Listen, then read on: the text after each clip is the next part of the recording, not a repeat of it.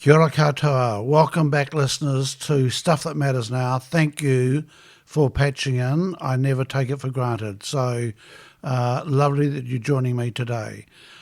This is a unique podcast today, and we'll get to that soon. This podcast is brought to you by Collective Intelligence, which is a home for people who care and are brave enough to change their world. Now, why is this podcast so unique? Well, for a long time, I have been wanting to interview this woman. Dr. Kate White is a forensic pathologist here in New Zealand. A number of people have been encouraging me to interview this very smart woman.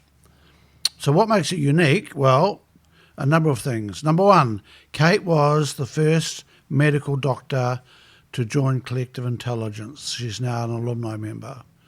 And I happen to be married to Kate. So lots of complexity mixed up in this podcast, but I am very grateful and very, really looking forward to digging into her world, which sits behind the scenes, doing the mahi and digging into this world of forensic pathology. I hope you enjoy it. Welcome back, listeners. This morning, as I've said in the intro, I am talking to Dr. Kate White. Good morning, Kate. Good morning, Harv. So this is, both of us are going, this is a bit odd. Here I am interviewing my wife, and Kate's going, this feels a bit odd. Anyway, we're going to do odd. And we're going to, Kate, I am so thankful for this podcast. Lots of people, shout out to Mark Cavallis. Mark's been going for a long time. Please interview Kate. So, along with many others. So, Kate, just briefly, who are you? My name is Kate White. I'm your wife. And we live here together in Bulls, and we're doing this podcast at our kitchen table. We are doing this podcast at our kitchen table, and we're very excited because we've got our power on after being out for 6 days after the storm last week. A big shout out to Powerco and Downer, they're magicians. There we go. So we had a massive storm here last Sunday night, and lots of trees blown down and so forth, and it's been they had tens of thousands of homes without power, and so after 6 days we're back again, and so we've had a wash and we're feeling pretty happy that we're ready to go. Okay, Kate, let's dive straight into it. Why? What encouraged you to become a doctor? What was that about? Well, to tell the truth, I'm not really clear, actually. I have an uncle who's a general practitioner, and I always wanted to be a little bit like him. And when I was at secondary school, we had a general practitioner come and talk to us, on a careers afternoon, which we used to have on a, monthly basis. And I remember being interested in that. And I think one of my teachers must have noticed, because she said to me, "Oh, well, you're going to have to do very well at school." So I thought, oh, okay, so it is an option. And I think it probably just went from there. Your mother had an influence on this? Oh, yes. I'm not going to say what she said, because there will be people who would be, no. Yeah, she definitely did. She was very encouraging. And when I said, "Oh, Mum, I might do this," she said, "Oh, don't be silly. Do this."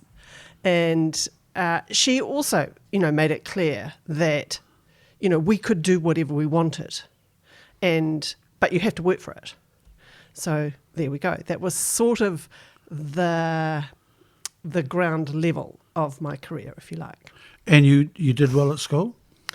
I did. I was at a little school and I did well. I then, for my last year of secondary school, I went to a bigger school and was a little fish in a big pond, and that was good for me. And then, it was a bit of an eye-opener for me. And then I went to university, and I don't know, I was sort of on the cusp of, I don't know, perhaps different educational styles, perhaps the cusp of small schools, big universities, and I found learning difficult. I don't think I'd learnt how to learn and teach myself very well.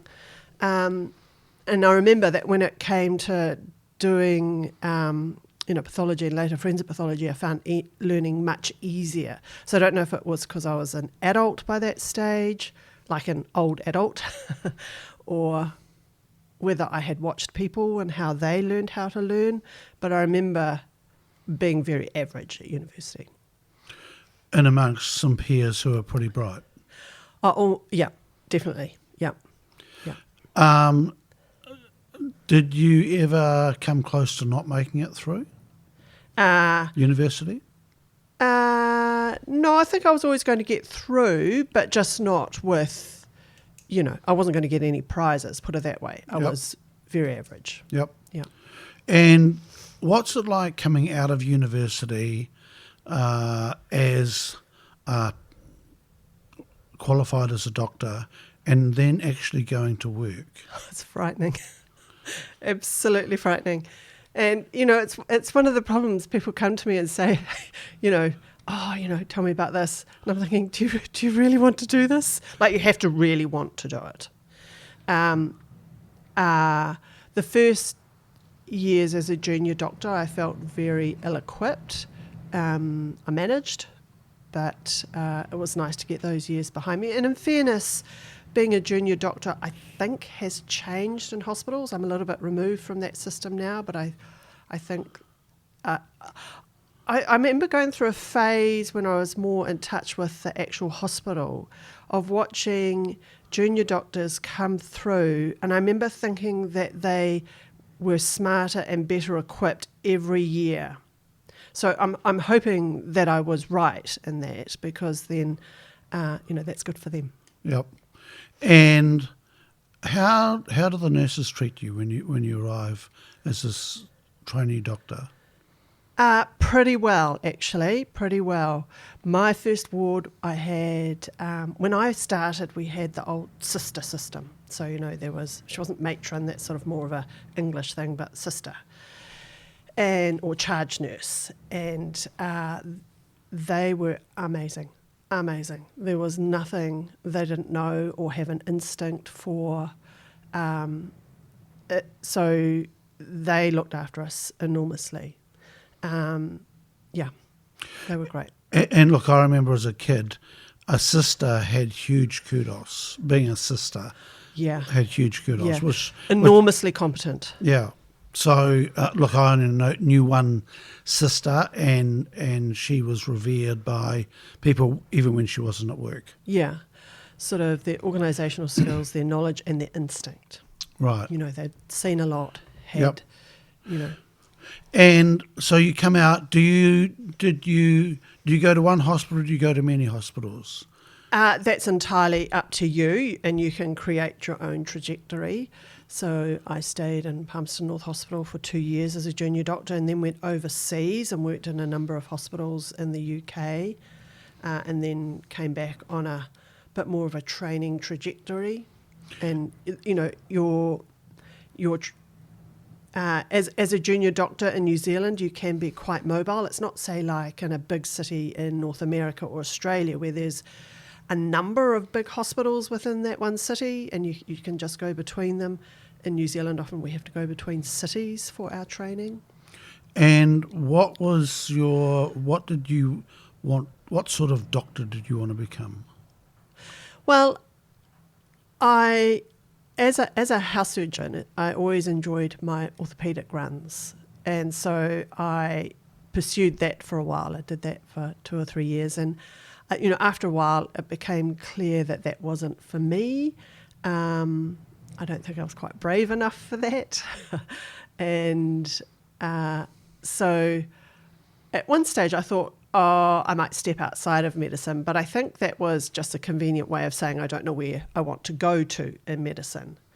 And then I had a very chance discussion with Bruce Lockett, one of our recently retired pathologists in Palmerston North, and he said they were, as in their laboratory within Palmerston North, were looking at training a registrar. So I hunted them down. To become? A pathology registrar. So I did my training as an anatomical or surgical pathologist, and their area of expertise is diagnosing samples that are, might be taken off by the GP, or you might have your appendix out, or you might have a cancer removed in the hospital. They process those samples and make diagnoses based on those samples, which then inform treatment and prognosis. Okay, so the sample goes to the lab? Yes. And so you've got doctors looking at those samples? Yes. Right. Both in their macro, which is their big form, how they are taken out of the body, and in their microscopic form, which is where samples are taken from those big samples and processed to become glass slides that you look at under the microscope to look at the cellular detail, etc., etc. How many labs like that have we got around the country, roughly? Squillions. Right. No, obviously that's an exaggeration, but there are lots of pathology labs. Right. Yeah. Okay. And so then you're training to do that, looking down a microscope. Yeah. Is that basically 8 hours a day? Yep. That's all they do day in, day out is process the samples, like the big samples. And then do the microscopic work, and then they construct reports from that go to the relevant clinicians that took the samples out or who need the information to guide treatment. There's a lot of meeting work with clinicians that involves a lot of their day as well, but it's all of the work is around the samples and the diagnosis and the reports and information. Critical stuff, right? Well, you're not going to know what your spot on your skin is unless you can look at it under a microscope, let alone what treatment it needs. Yep. Okay, so how long were you on that path? Well, training to be an anatomical pathology registrar, which was what I was then, is 5 years. It took me 6 because I failed some exams. It's quite interesting failing exams because then so many people kindly come out of the woodwork and tell you about when they remembered when they failed their exams. And in retrospect, it was a very good thing. I wasn't ready to pass that exam. So, it doesn't feel like it at the time.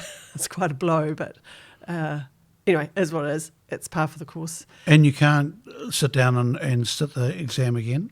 It depends where you are, what level you are in your training, and which exam it was. Like, there will be some exams that you can resit later on, and it depends how you performed. So there's a number of variables depending on which exam it was, how well you performed, what the options are. If they feel that you're... So the College of Pathologists has got some exams in the last year of training, and if there is a sense that you should have been able to pass, then sometimes you can have another option, and that's quite important because that goes to supplying workforce. These people have got jobs lined up in laboratories, and mortuaries are reliant on these people coming through. So, but you only pass if you can pass. That's the other thing. It's not given to you. Right. Yeah. So at that point, your intention was? So during my training, the provision of autopsy services in the country was quite different to what it is now. And I was very lucky that the Palmerston North pathologists were very autopsy-minded. So I learnt to do autopsies as a registrar, and I liked that. It was a very sort of whole person kind of examination. It was a bit more like examining a whole person. I'd recently come from orthopaedics where there's a lot of operating, and I enjoyed that. So there's a blend of all of those things, and I really enjoyed that part of it. thinking about what is the cause of death I found interesting as well. And then as I was gaining my fellowship, the National Forensic Pathology Service was coming into being. So it was a little bit good timing for me. So then I thought, right, that's what I want to do. Tell me about this National Forensic Pathology thing. So that doesn't exist anymore, but back then it was essentially a department of Auckland District Health Board, as it was then, to provide forensic pathology services for the country. What year was this, roughly? That would have been, I joined them in 2007 as a fellow, but it had probably been in existence for a couple of years before that. So you've done 5 years at... Well, for me, 6. No, 5 years at Otago. 6. 6 years at Otago. 6 years becoming a fellow. Yeah, I'd done about 8 or 9 years of clinical work on the wards as well. Yep. And then, is this a new training to become a forensic pathologist? That has also changed a lot, even in my lifetime. So for a New Zealander, when I was doing it, if you wanted to be a forensic pathologist, excuse me, you would have to have done your anatomical pathology training, which by chance I had, and then you would apply to get a post-fellowship diploma from the College of Pathologists of Australasia in forensic pathology, and I went to Melbourne in 2007 to do that. And how long did that take? That diploma is just 1 year. Right. And then you're qualified. Yeah. There are lots of variations of training pathways now for people in New Zealand, but that was my trajectory. Right. So then you came back to Palmerston North? Yes. As a forensic pathologist? Correct. Which would be, was it the first in Palmerston North? There had been, excuse me, the anatomical pathologist providing forensic pathology services then, and they allowed me space to step in and continue as a forensic pathologist in the Palmerston North space, if you like, as part of the then National Forensic Pathology Service. Okay, so define what is a forensic pathologist. So this is a question that I'm often asked in court, after I've introduced myself, and that, what is a forensic pathologist? And I have to explain that to the jury. And I break it down by saying that pathology, in its simplest form, is the study of disease, which would include injury and trauma. So forensic pathology is the study, the documentation, the presentation of that for purposes of a court system, which would be often the criminal court or a coronial court. Yeah. Okay. And what is the difference between a criminal court and a coronial court? So a criminal court is, this would be best answered by someone with a bit more legal expertise than me, but broadly speaking, a criminal court is where crimes are tried. So, for example, manslaughter or, theft or fraud or whatever crime you are charged with.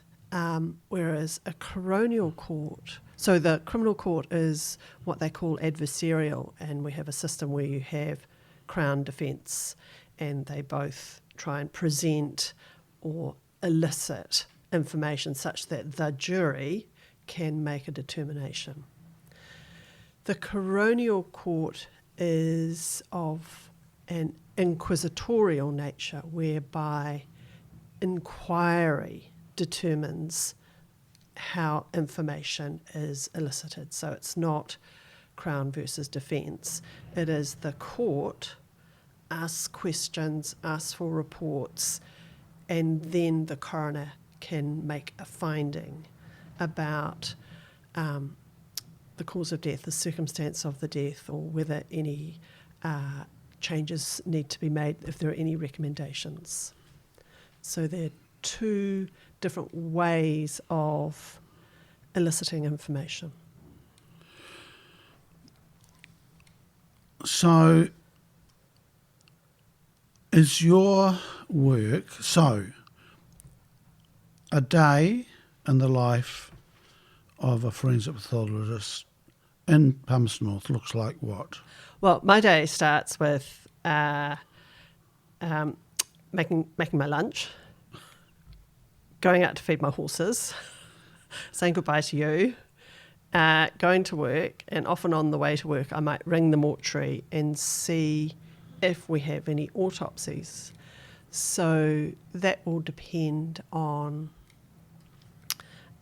deaths that may or may not have occurred in the previous, say, 24 to 48 hours, or have been discovered in the previous 24 to 48 hours.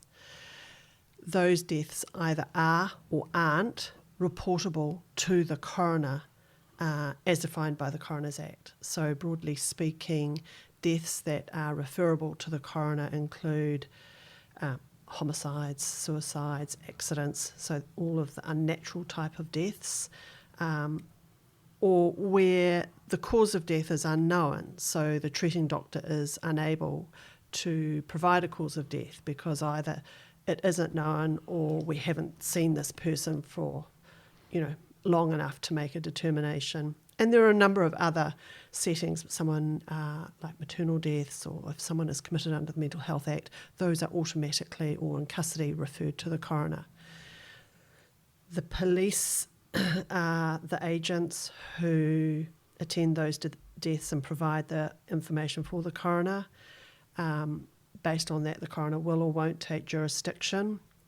If they take jurisdiction, then the next question is, do they or do they not get an autopsy? So not everybody that is referred to the coroner will get an autopsy. So the factors that then determine that are, one, do we have a cause of death? Do the family wish or not wish for an autopsy? Do the police have some interest in there being or not being an autopsy? And whether, as pathologists, we can or can't actually provide a cause of death with or without an autopsy. So those conversations happen for pretty much quite a lot of the autopsies.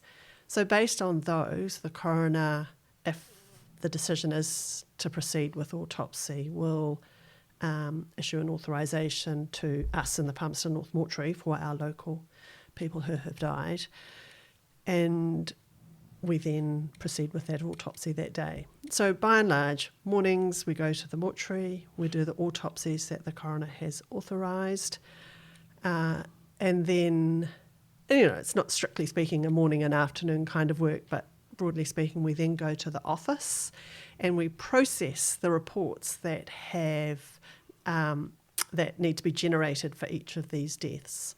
So that includes collating information from a lot of sources, so like from police records, from hospital records, clinical records,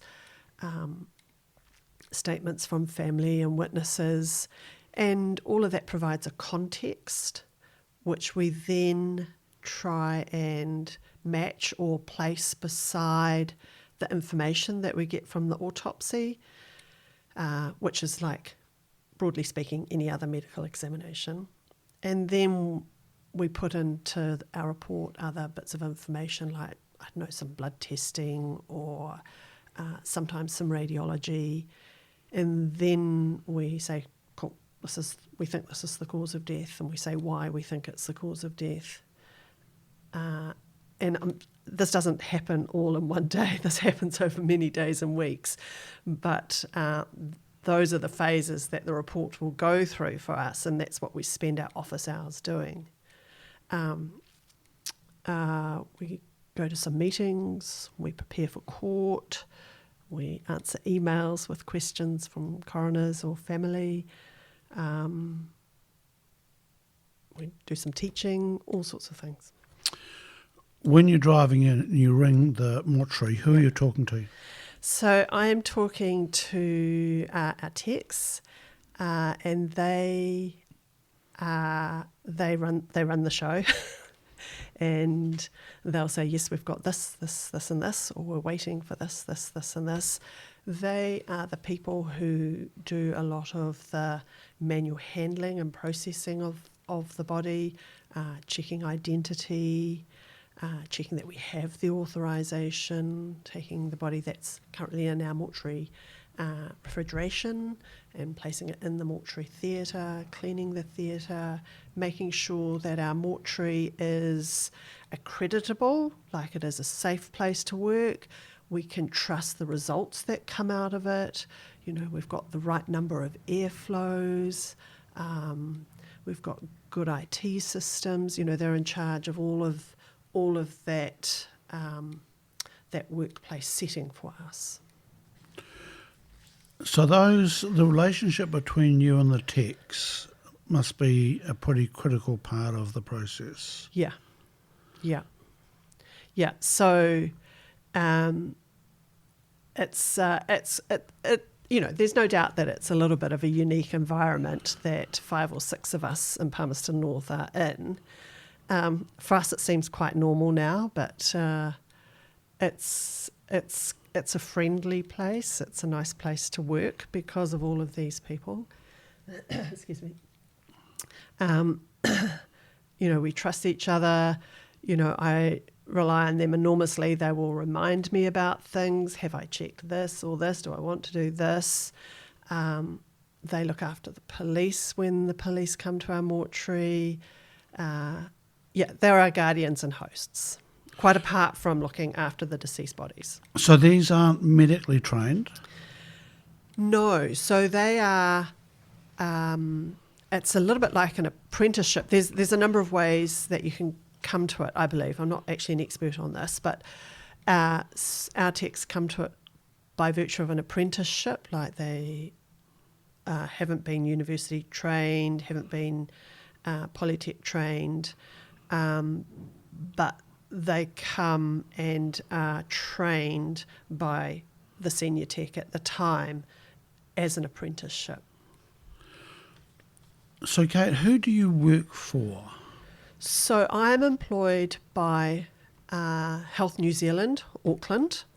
There is the Department of Forensic Pathology, which is based in Auckland Hospital.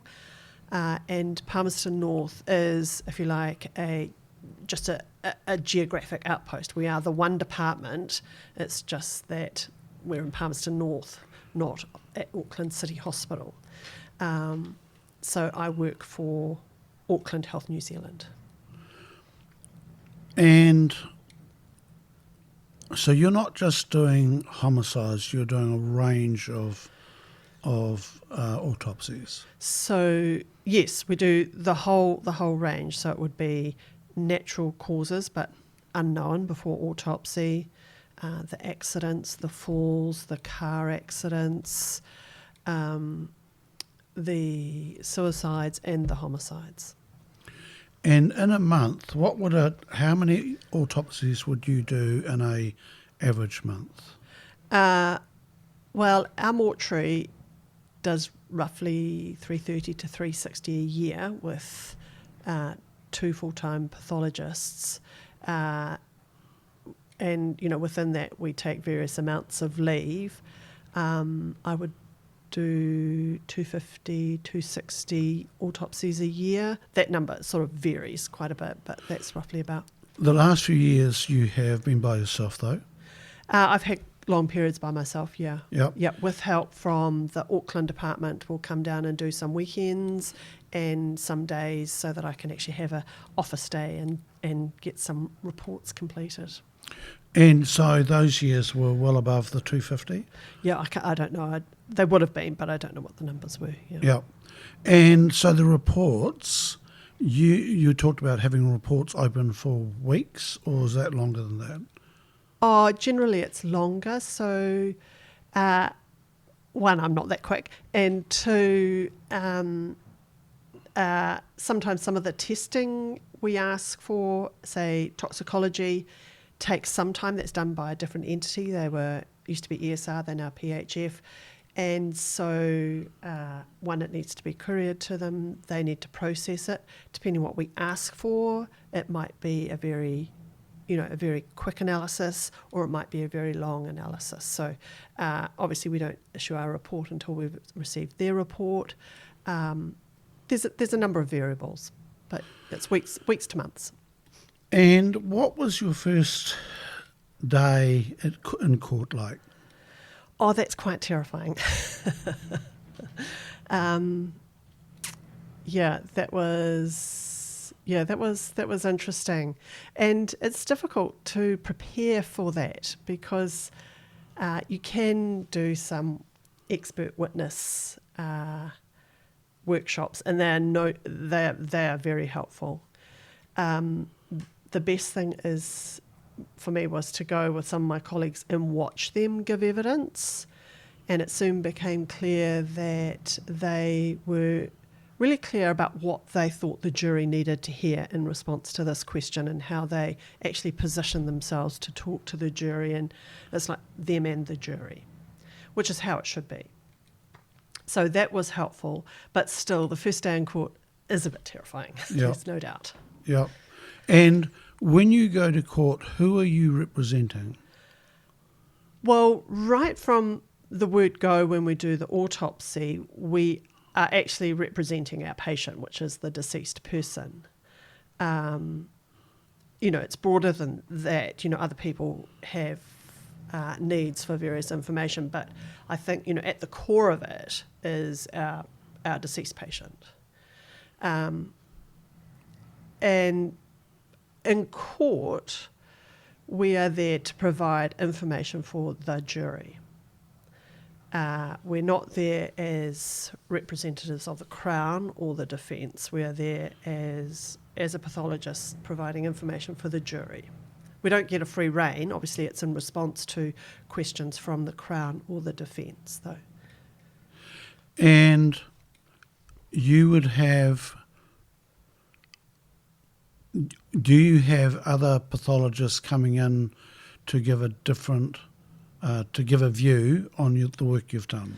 Yeah, that happens quite often. So there will be a defence opinion that is sought, and we supply our working file and slides for them to review. What's the peer review like on a week by week or month by month situation? So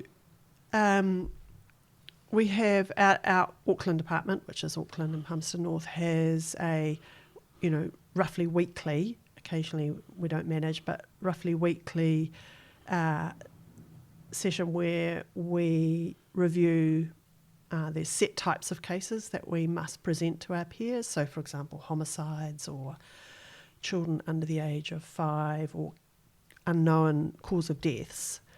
We then present those. We say what we think the cause of death is, and then invite them to offer a differing opinion or some help or whatever. We see this a lot on TV. We see forensic pathologists. So in other countries they're called coroners? It depends where you are. In Australia and the UK, it's a system the same as us. So there are coroners and there are forensic pathologists. That also exists in North America, but they also have a medical examiner, which seems to be a profession that encompasses both coroner and forensic pathologist. To tell the truth, I don't have a very good feel for that. But certainly the UK, Australia and us have the similar system of forensic pathologist and a coroner separate. One is medical, one is legal. Right. And so, do you going to the scene of the crime? I mean, this is sort of glorified on TV, where the forensic pathologist goes to the scene of the crime and is part of the whole thing. What's it like in reality? Well, my reality is you're talking about Hawaii 5.0, but but my reality is different. So often we can't go to scenes because they're so remote, as in like it takes so many hours to get there. That's not a complete barrier though.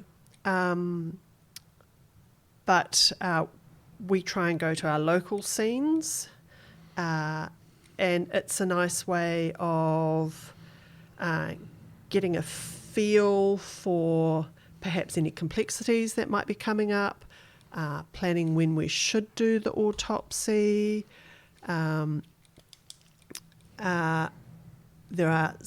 Occasionally there's some things that are seen that we might like the photographer to perhaps note for us, and we can put that request in. There's sort of intangible benefits from going to the scenes, and I think that's a lot about, relationship building as well. Kate, you were called in for the work at the Christchurch earthquake. Yep. You've done some stuff overseas. What are those called with multiple fatalities? So multi-fatality deaths, so for example earthquakes or plane crashes, or they then become part of a DVI process, which stands for Disaster Victim Identification, which is classically around multi-fatality, but can also be used for people who are currently unidentifiable for any number of reasons. But if we think about it in the multi-fatality sense, then Christchurch, car accidents with lots of people, planes. Talk us through what it was like going down to Christchurch. It was at the end of it, I was very grateful to have been a part of it. Obviously going into it, it was a big national tragedy. It was quite profound, the scale of damage to one of our biggest cities, the number of people dead. That was quite profound. What I did understand though, that it was a privilege to be part of a very impressively put together operation. A makeshift mortuary was set up at Burnham Military Camp. It was really interesting working with the military. They're a different sector of society that I hadn't interfaced with before. Their competencies are out the gate, and that was really lovely interacting with them. The mortuary was very, very well set up. Everybody there knew what they were doing. It was quite extraordinary. The mortuary was set up. We had a run through of process and a blessing as well. And one of the other things that I remember were from Christchurch was the two military padres, P1 and P2. Without being disrespectful, they were fabulous. And there's always, in things like operations like that, there's always a couple of people who are the glue, who just keep everybody happy, everybody moving. One was Pat, the tech that I work with. He came down and he's known for being a happy glue kind of person, and P1 and P2 were as well. And I know that that's sort of not talking about the DVI itself, but those are the things that I start to remember from it, over and above what it's like to work in a very well organised operation. And and that helped you not think about the tragedy that had hit Christchurch and its inhabitants. Yep. So you were on your own bubble out at Burnham Camp. The ground's still shaking though. Oh yeah, the ground's still shaking, yeah. And you had, I mean, I can't imagine the complexity coming through, Kate, because of the state of the bodies and trying to... Well, it's a complex, DVI is also a complex process itself. It's quite linear, but there are lots of components that need to be satisfied to ultimately end up with a secure identity for someone. And we were lucky that there were pathologists and police and dentists and scientists who knew all of that process, could set it up, and we could just go to work. That was great. And how long were you based down there for? Oh, I can't remember. It was about 4 or 5 days, I think. Okay, so that's not that long. And have you got... It went on for longer than that, but I was there for that amount of time. Right. And so you've got... Is that just New Zealand forensics there? No, there were people who came to assist from certainly Australia. I think Israel. There were some Israeli tourists who died, and there were people from other countries as well. I just can't remember them. Yeah, and just to be clear, the Israeli tourists weren't just people off the street. These are fully qualified forensics. Oh yes. Yeah. And you've done this work in Australia? Yes, I went to the bushfires in Melbourne, Victoria. Yep. Mm-hmm. And what's that like going to a different country to do that? Although you've trained in Melbourne. Yeah, that was a little bit like going home there for a little while. Yeah. Yeah. What's your motivation for doing this work? Oh, yeah, it sounds silly, but I'm not really sure.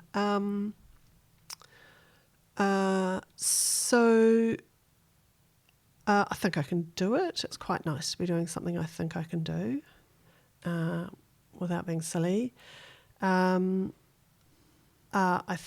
like providing the service for my local community. I like being part of the team in the mortuary. I value that. I cherish that. I think cause of death is important. Not everybody thinks that's important, and that depends on different people's threshold for needing information. And we're all different. Families are different, coroners are different, police are different, we're different. But I think there is value in knowing cause of death. I think that feeds into policy. I think it feeds into just knowing. Those are why I like going to work. I find, it's definitely interesting. There's no doubt about that. Mm. So you're interacting on a daily basis with police? Not directly, but often. Yep. So a lot of we're daily reading police documents that are supplied for the coroner, and we are often talking with police, but not daily. Yep. And you're dealing with coroners often? Same thing. Often lots of emails around, authorities and do we or don't we do autopsies. And then subsequently there are communications with emails regarding a bit more work around certain aspects that have come up in the inquiry, or, preparing for an inquest, which happens occasionally.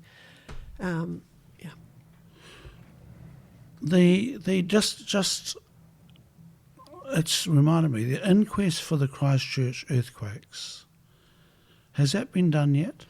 Yes. Yep. Yeah. And so that's been completed. Yep. And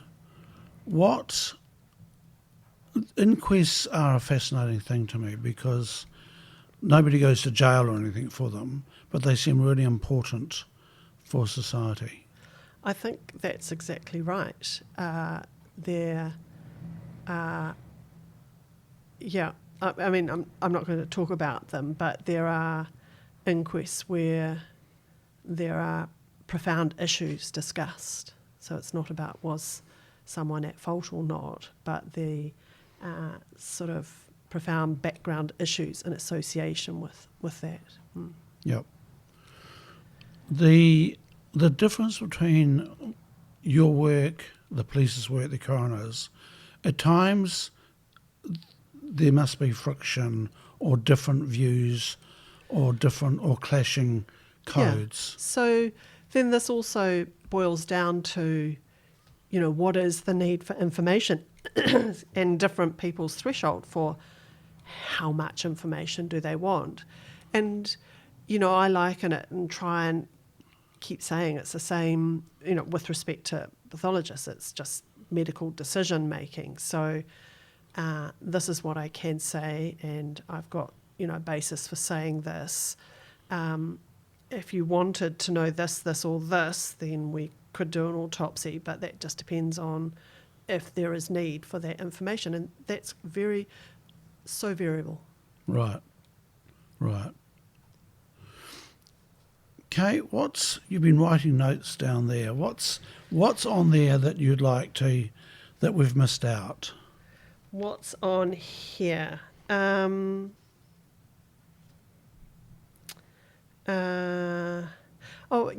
People often say, "Oh, it's so difficult," but it's probably less difficult as a job than perhaps other people in the health sector who are dealing with live people who are suffering distress and pain and unwellness. And I know that, those doctors and nurses are equipped for, dealing with those, but in some ways, ours is no more difficult than that, is what I'm trying to say. Yep. What else did I want to say? What have I noticed? I've noticed a population that comes to me that is not necessarily the population I'm used to existing with day to day, like say with you at home or with my friends or when we go to the movies, for example, etc., etc. And I think that there is a distress out there in our society. I'm pleased to have at least a little inkling of that. I think that helps me decide how I might vote or how I might comment on things on Facebook. I try and be a bit more responsible and searching around that. I think that there is no doubt that our health system is at a stretch, and I feel that there is a slight shift in responsibility onto our population, that it is now their job to work out how sick they are. So I think that we see people dying at home who probably should have come to, say, hospital or their GP, or people who didn't wait, and there's any number of reasons for that. But I think we are a little bit strapped, and I think we have shifted the responsibility for people onto themselves to know how sick they are. I think it's their job to know that they're sick, but it's our job to say how sick you are. And I think that's shifted. I would like people to get vaccinations, including influenza vaccinations.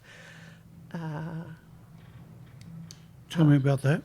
Well, I find it very sad when I have to do autopsies on people who've died from influenza. It just makes no sense to me. And I think we could do something about that. Right. So obviously that's an influenza season.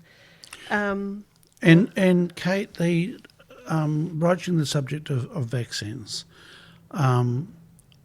there has been and I've got no idea if you can answer this, but I've had lots of commentary around people who had the COVID vaccine, and it's caused deaths and it's caused all sorts of issues. Is that something you can talk about? Not me personally. I think that there have been vanishingly rare deaths due to the COVID vaccine in New Zealand, in keeping with the rate that have been seen overseas. And but certainly there were way more deaths from COVID. So, there is no doubt that vaccination is important. And so then just going back to the vaccination of flu, I mean, it's the idea of somebody dying of flu in this day and age seems a bit of a stretch for me. Right. Okay. No. Wrong. It's a thing. It's a thing. It's a thing. And it's one of the great shames, I think, that it could be avoided. Yep. Yeah. And I'm going to go back and just labour this because of the mistrust and so forth that came out through that period of COVID, that there has been nothing that you've witnessed that has made you concerned about the vaccine program. No. No. Okay. It's genius. And I'm about to go and get my next COVID soon. Okay.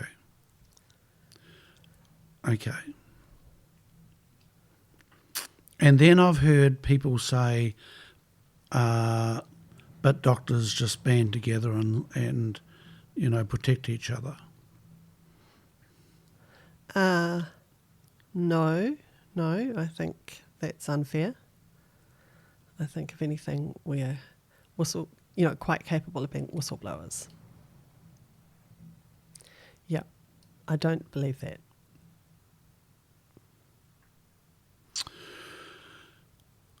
Okay. What else is on the piece of paper, Kate? What's on my bit of paper? And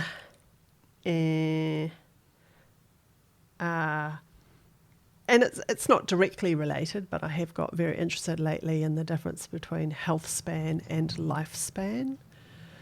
So, how we live as we are getting older, how we can improve our longevity, but improve our wellness whilst we get older. And that's just a personal interest and journey of mine. But I do see way too many people dying, I would say, prematurely. There is a caveat to that, of course, is that, not everybody, I think health literacy is not fabulous in this country, but you also have to be able to afford good food, There's all of those things come into it. So I'm not saying it's simple, and I think I'm lucky that, if I wanted to explore wellness things, I can probably afford to do that. Not everybody can. What is good food? Well, and so this is not my area of expertise, to be clear, but I think good food is whole food, unprocessed food, with probably less meat, in a nutshell. Okay. So whole foods, not processed. Yeah. Or certainly not ultra-processed. Not ultra-processed, less meat. Yes. And then you could, if you wanted, you could say less packaged, less travelled, all of those things. Right. But that starts to become expensive. Yep. Let's go back to the comment you made around how, your job has had an effect on maybe how you'd vote and look at life. Tell us more about that. I think that over my time as a forensic pathologist, and I don't believe that I'm probably any different to any other doctor in this sphere, I've seen what I think are people who live in poverty, and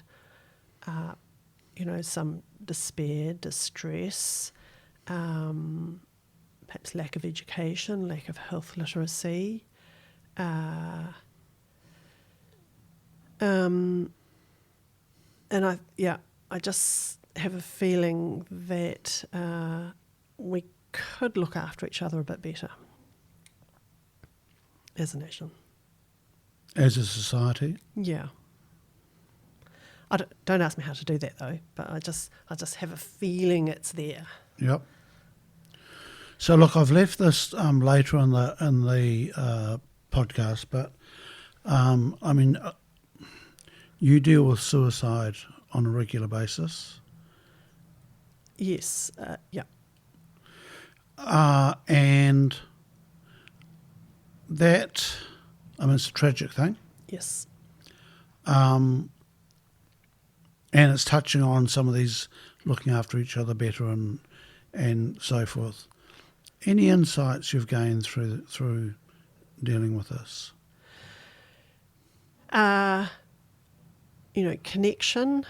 Connection to family, communities. I think that's got to be more meaningful. If I come back to the wellness stuff, how do we become more resilient in ourselves? One, connecting with family, community. Two, perhaps I'm not saying these are easy fixes, but good sleep, good food. I think whilst I don't understand the drivers of suicide, that's for, I think, the people who understand that, coroners, people who make social policy, investigate and drive social policy, and the people who live it. And I've forgotten what I was going to say. So I guess the things I notice about it is there are way too many young people. There are just way too many people committing suicide as well. But that probably I don't understand how tough it might be to live out there.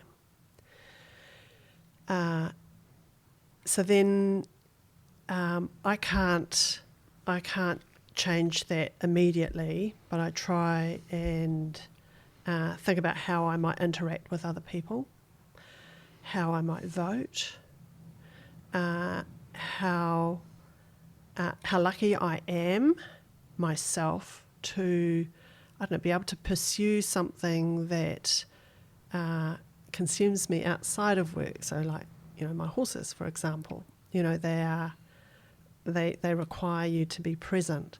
And then occasionally I'm with them and I think, my goodness, how lucky am I? How could everybody in society be as lucky as that? And I don't know how to change that. The coroners and social policy people will also, I think, say that intergenerational trauma is perhaps a driver for perhaps not suicide, but perhaps the things that lay the stepwise progression towards it. Again, I'm not the right person to ask about that, but there are lots of things around it that I wonder about myself. Is this what's happening? Why are these people doing it? What could we do? What could we do? Yep. Look, I interviewed Kalanana Gorm, who was a coroner. I interviewed her 2 or 3 years ago. She is exactly the right person to ask that question. And it was interesting talking to her about the drivers, and she said intergenerational trauma, Yep. Racism, and poverty were the three big drivers in New Zealand. Yeah. Kate, you would interact with the gangs in New Zealand? Not directly, but we do by virtue of the fact that, same as all sectors of society, some of their whānau come to us, some are waiting for them outside to take them home again. They're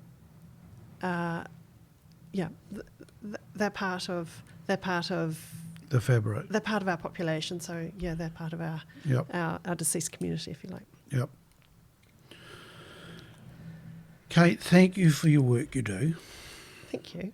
And sitting down, talking to me, because I know this is not your most favourite thing to do, to talk about your work openly, and I understand that.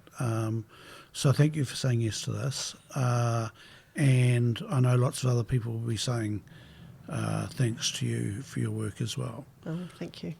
And I'd like to shout out to the wonderful tech team that you've got, because I know personally what a big difference they have made to your journey, and to the other forensics around the country doing this work behind the scenes, that goes mostly unnoticed. Yeah, well, thank you for saying that too. So thank you, and keep up the good work. See you, Harv. I hope you enjoyed another session brought to you by Collective Intelligence, which is a home for people who care enough to change the world. If you're interested in exploring becoming a member, reach out to me, Harv, at collectiveintelligence.co.nz, or go to our website, www.collectiveintelligence.co.nz. Have a look, drop us a line in there, and let's sit down and have a chat about whether this unique system of developing people is of interest to you.